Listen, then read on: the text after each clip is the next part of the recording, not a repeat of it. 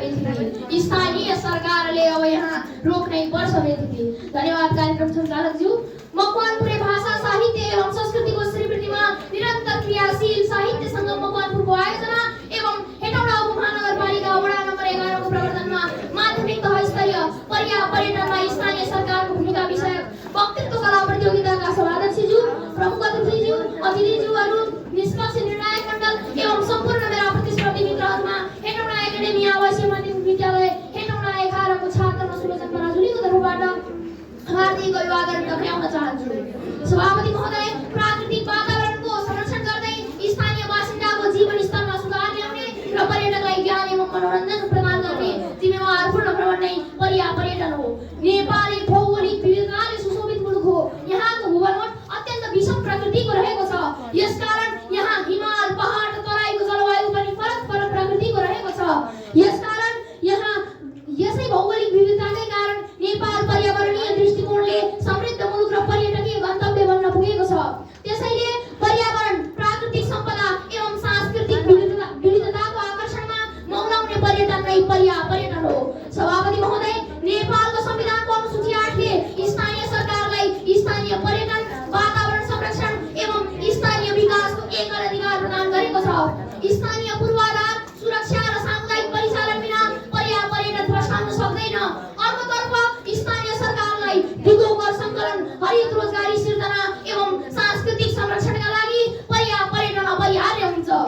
स्थानीय तहको भौगोलिक र प्राकृतिक संवेदनशीलता अनुरूप स्थानीय पर्यटन गुरुयोजना निर्माण गरी नाजुक पारिस्थितिक प्रणाली भएका क्षेत्रमा पर्यटन वहन क्षमता निर्धारण गर्ने नियम बनाउने साथै पर्यटन क्षेत्रभित्र निर्माण हुने होटल तथा रिसोर्टका लागि वातावरण मैत्री भवन आचार संहिता लागू गर्ने कार्यमा समेत स्थानीय सरकारको प्रमुख भूमिका रहेको हुन्छ। पर्यटनले पारिस्थितिक सन्तुलनलाई जोगाई स्थानीय अर्थतन्त्रलाई रूपान्तरण गर्ने उत्प्रेरकको काम गर्दछ। स्थानीय सरकार यस प्रक्रियाको मुख्य अभिभावक हो। नेपालको संघीयताको वास्तविक सफलता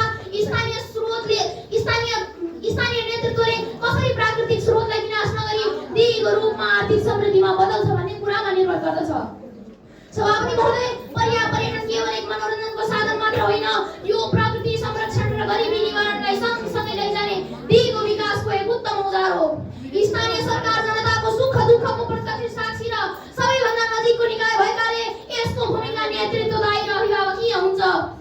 वातावरणीय सन्तुलन कायम राख्दै स्थानीय स्रोत र साधनको विवेकपूर्ण उपयोग गर्न सकेमा पर्यटनले नेपालको ग्रामीण अर्थतन्त्रमा क्रान्तिकारी परिवर्तन ल्याउन सक्छ।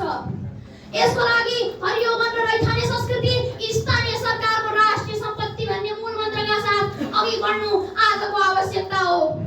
स्थानीय सरकारको पहिलो र महत्त्वपूर्ण भूमिका भनेको पर्यटनको लागि स्पष्ट कानुनी र नीतिगत रूपरेखा तयार गर्नु हो।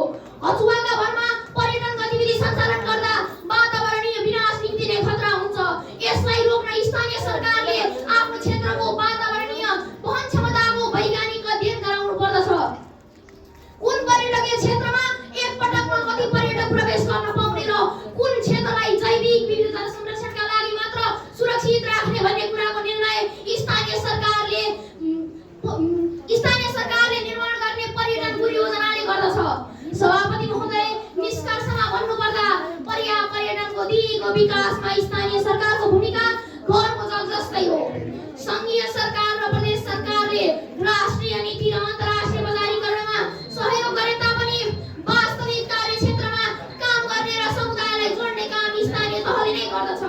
प्रकृति र संस्कृति एकअर्काका परिपूरक हुन्। यसको दोहन नगरी संरक्षण गर्दै भावी पुस्ताका लागि समेत आर्थिक अवसर सिर्जना गर्ने कडेको रूपमा स्थानीय सरकारले काम गर्नुपर्दछ।